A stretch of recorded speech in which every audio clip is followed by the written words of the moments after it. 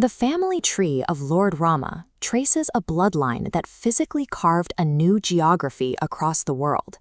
It is an epic saga of a single human family forcing the river of heaven to flow into the mortal realm. This video is brought to you by Pavan Taku Property Consultancy, 900-435-2787. Let's look at where it all began. According to the Puranas, the story starts with the cosmos itself.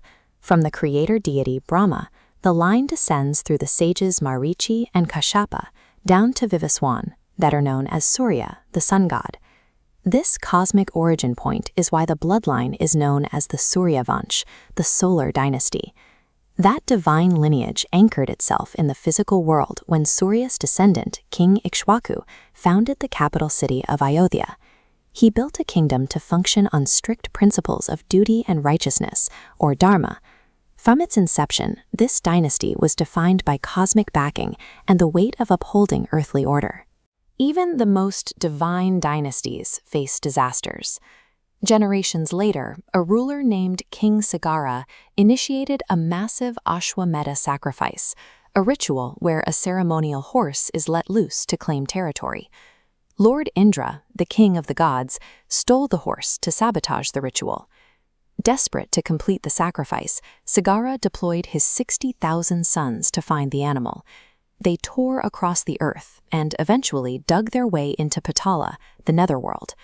There, they found the horse tied near the meditating Sage Kapila and wrongly accused him of the theft. It was a fatal miscalculation. Disturbed from his deep trance, Sage Kapila opened his fiery eyes. In a single instant, his gaze reduced all 60,000 princes to a mountain of ash. In this tradition, human remains must be purified by holy water to release a soul. Because they died deep in the netherworld, far from any sacred stream, the 60,000 princes were trapped, denied moksha, or salvation.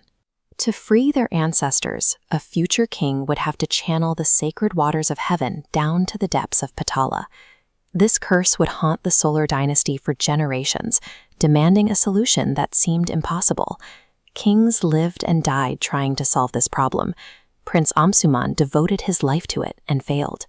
His successor, King Dilipa, also died with the task unfulfilled. The ashes remained unwashed. Then came King Bhagiratha. He took the throne with a singular, unyielding obsession, to succeed where his forefathers had failed. Bhagiratha abandoned his royal comforts, traveled into the freezing peaks of the Himalayas, and performed 1,000 years of extreme physical and spiritual penance. His willpower eventually forced the goddess Ganga to manifest. She agreed to descend to Earth, but warned that her unfiltered cosmic force would shatter the planet upon impact. Absolute devotion was not enough. True salvation required a divine strategy to safely channel this raw cosmic energy. Bhagiratha turned his prayers to Lord Shiva, the only deity powerful enough to act as a physical buffer between the force of the river and the fragile earth. When Ganga finally plunged from the heavens, Lord Shiva caught the roaring torrent entirely within his matted hair. Having absorbed the impact, Shiva released the water as a gentle stream, now known as the Bhagirathi, which flowed steadily across the plains. The waters finally reached the netherworld, touching the ancient ashes and granting moksha to the 60,000 sons. An unbreakable will had rewritten the destiny of the dynasty.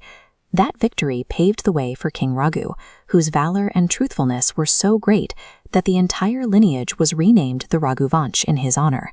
The line continued through King Raghu to Aja and finally to King Dasharatha.